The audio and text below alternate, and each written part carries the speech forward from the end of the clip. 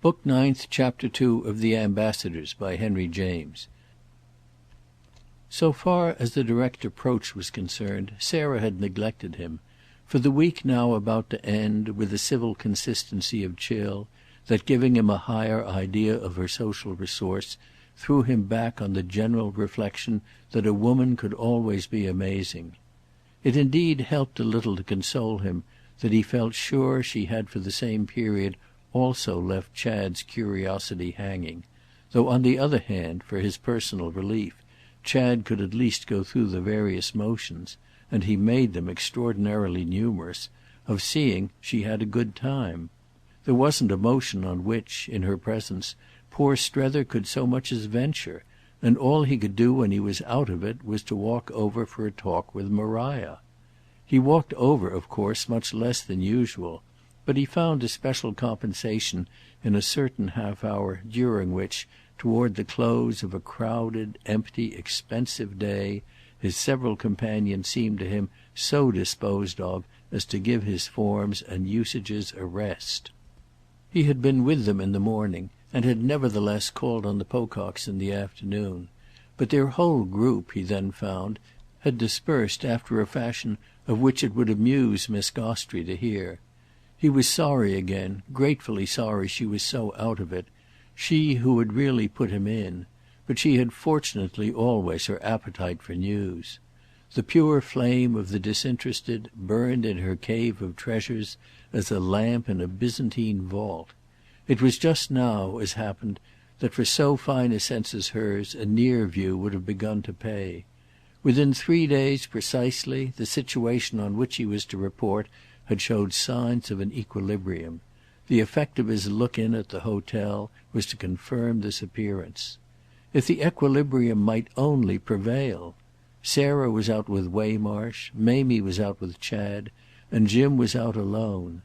Later on indeed he himself was booked to Jim, was to take him that evening to the Varieties, which Strether was careful to pronounce as Jim pronounced them. Miss Gostrey drank it in. "What then to-night do the others do?" "Well, it has been arranged. Waymarsh takes Sarah to dine at Bignon." She wondered. "And what do they do after? They can't come straight home." "No, they can't come straight home. At least Sarah can't. It's their secret, but I think I've guessed it." Then as she waited, "The circus." It made her stare a moment longer, then laugh almost to extravagance. "There's no one like you." "Like me?" He only wanted to understand. "Like all of you together, like all of us. Woollett, Milrose and their products. We're abysmal, but may we never be less so. Mr. Newsome," she continued, "meanwhile takes Miss Pocock?" "Precisely, to the Français, to see what you took Waymarsh and me to, a family bill." "Ah, then may Mr. Chad enjoy it as I did." But she saw so much in things. "Do they spend their evenings, your young people, like that, alone together?" "Well, they're young people, but they're old friends." "I see, I see. And do they dine, for a difference, at Brebon?" "Oh, where they dine is their secret too. But I've my secret that it will be, very quietly, at Chad's own place." "She'll come to him there alone?" They looked at each other a moment. "He has known her from a child. Besides," said Strether with emphasis, "Mamie's remarkable. She's splendid." She wondered. "Do you mean she expects to bring it off?" "Getting hold of him? No, I think not." "She doesn't want him enough? Or doesn't believe in her power?" On which, as he said nothing, she continued. "She finds she doesn't care for him?"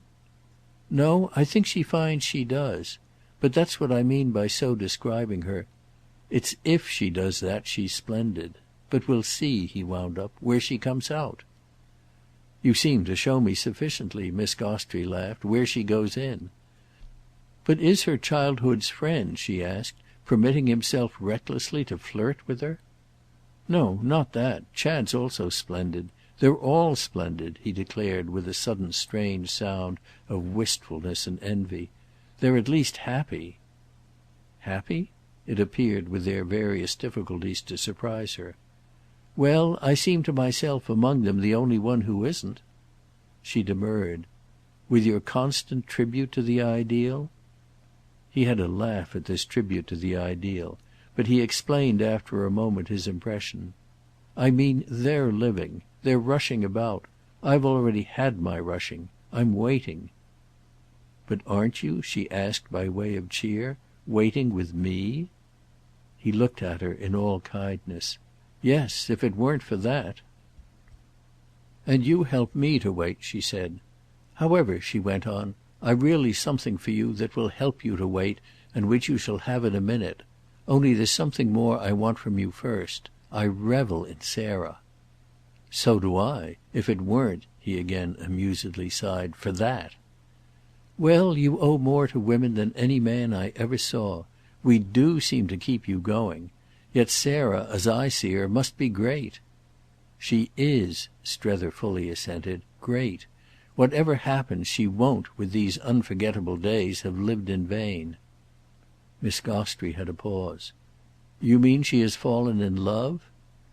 "I mean she wonders if she hasn't, and it serves all her purpose."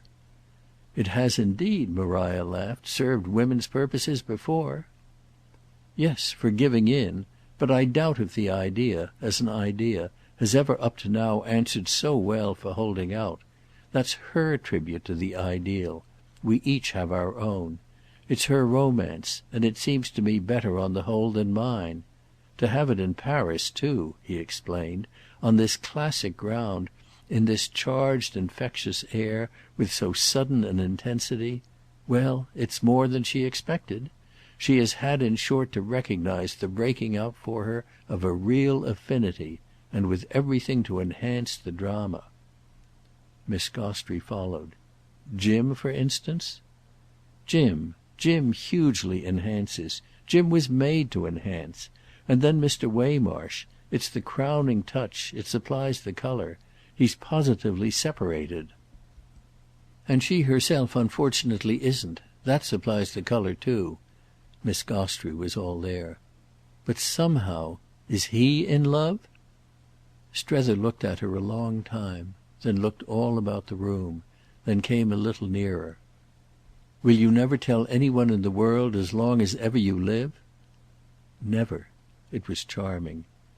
"He thinks Sarah really is. But he has no fear," Strether hastened to add.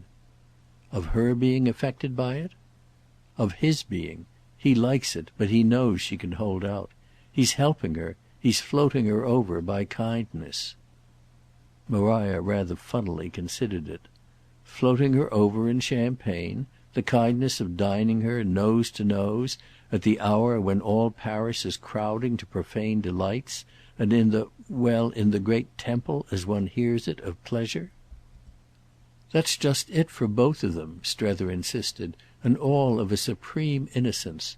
The Parisian place, the feverish hour, the putting before her of 100 francs worth of food and drink which they'll scarcely touch, all that's the dear man's own romance, the expensive kind, expensive in francs and centimes, in which he abounds.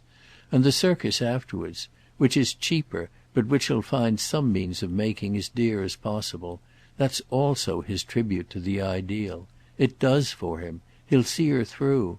They won't talk of anything worse than you and me." "Well, we're bad enough perhaps, thank heaven," she laughed, "to upset them. Mr. Waymarsh, at any rate, is a hideous old coquette." And the next moment she had dropped everything for a different pursuit. "What you don't appear to know is that Jeanne de Vionnet has become engaged. She's to marry, it has been definitely arranged, young Monsieur de Montbron." He fairly blushed. "Then if you know it, it's out?" "Don't I often know things that are not out? However," she said, "this will be out to-morrow. But I see I've counted too much on your possible ignorance. You've been before me, and I don't make you jump as I hoped." He gave a gasp at her insight. "You never fail. I've had my jump. I had it when I first heard." "Then if you knew, why didn't you tell me as soon as you came in?" "Because I had it from her as a thing not yet to be spoken of." Miss Gostrey wondered. "From Madame de Vionnet herself?" "As a probability, not quite a certainty. A good cause in which Chad has been working. So I've waited." "You need wait no longer," she returned. "It reached me yesterday, roundabout and accidental, but by a person who had had it from one of the young man's own people, as a thing quite settled. I was only keeping it for you." "You thought Chad wouldn't have told me?" She hesitated. "Well, if he hasn't—" "He hasn't, and yet the thing appears to have been practically his doing. So there we are." "There we are," Maria candidly echoed.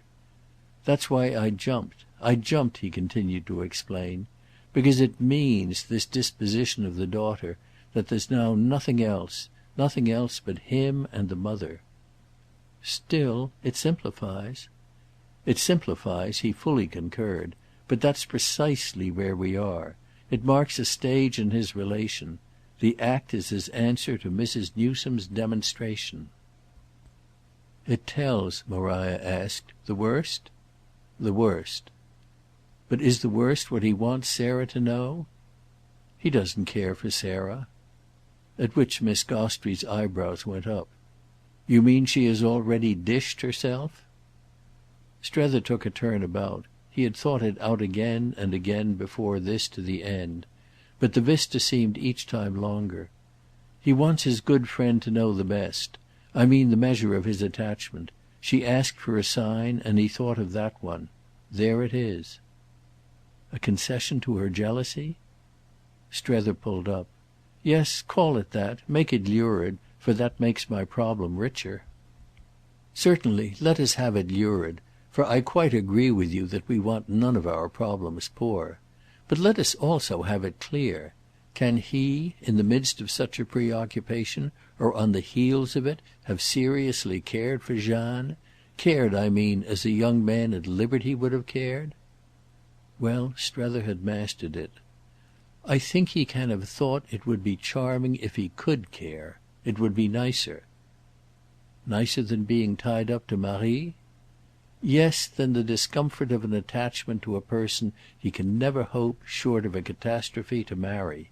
And he was quite right," said Strether. "It would certainly have been nicer. Even when a thing's already nice there mostly is some other thing that would have been nicer, or as to which we wonder if it wouldn't. But his question was all the same a dream. He couldn't care in that way. He is tied up to Marie. The relation is too special and has gone too far. It's the very basis, and his recent lively contribution toward establishing Jeanne in life has been his definite and final acknowledgement to Madame de Vionnet that he has ceased squirming. I doubt meanwhile," he went on, "if Sarah has at all directly attacked him." His companion brooded. "But won't he wish for his own satisfaction to make his ground good to her?" "No, he'll leave it to me. He'll leave everything to me. I sort of feel," he worked it out, "that the whole thing will come upon me. Yes, I shall have every inch and every ounce of it. I shall be used for it." And Strether lost himself in the prospect. Then he fancifully expressed the issue. "To the last drop of my blood." Maria, however, roundly protested. "Ah, you'll please keep a drop for me. I shall have a use for it," which she didn't, however, follow up. She had come back the next moment to another matter. "Mrs. Pocock, with her brother, is trusting only to her general charm?" "So it would seem." "And the charm's not working?" Well, Strether put it otherwise. "She's sounding the note of home, which is the very best thing she can do." "The best for Madame de Vionnet?" "The best for home itself. The natural one. The right one." "Right," Maria asked, "when it fails?" Strether had a pause. "The difficulty's Jim. Jim's the note of home." She debated. "Ah, surely not the note of Mrs. Newsome." But he had it all. "The note of the home for which Mrs. Newsome wants him. The home of the business. Jim stands, with his little legs apart, at the door of that tent, and Jim is, frankly speaking, extremely awful." Maria stared. "And you in, you poor thing, for your evening with him?" "Oh he's all right for me," Strether laughed. "Any one's good enough for me. But Sarah shouldn't, all the same, have brought him. She doesn't appreciate him." His friend was amused with this statement of it. "Doesn't know, you mean, how bad he is?" Strether shook his head with decision. "Not really." She wondered. "Then doesn't Mrs. Newsome?" It made him frankly do the same. "Well, no, since you ask me." Maria rubbed it in. "Not really either?" "Not at all. She rates him rather high." With which indeed, immediately, he took himself up. "Well, he is good too, in his way. It depends on what you want him for." Miss Gostrey, however, wouldn't let it depend on anything, wouldn't have it and wouldn't want him at any price. "It suits my book," she said, "that he should be impossible, and it suits it still better," she more imaginatively added, "that Mrs. Newsome doesn't know he is." Strether, in consequence, had to take it from her, but he fell back on something else. "I'll tell you who does really know." "Mr. Waymarsh? Never." "Never indeed. I'm not always thinking of Mr. Waymarsh. In fact I find now I never am." Then he mentioned the person as if there were a good deal in it. "Mamie." "His own sister?" Oddly enough it but let her down. "What good will that do?"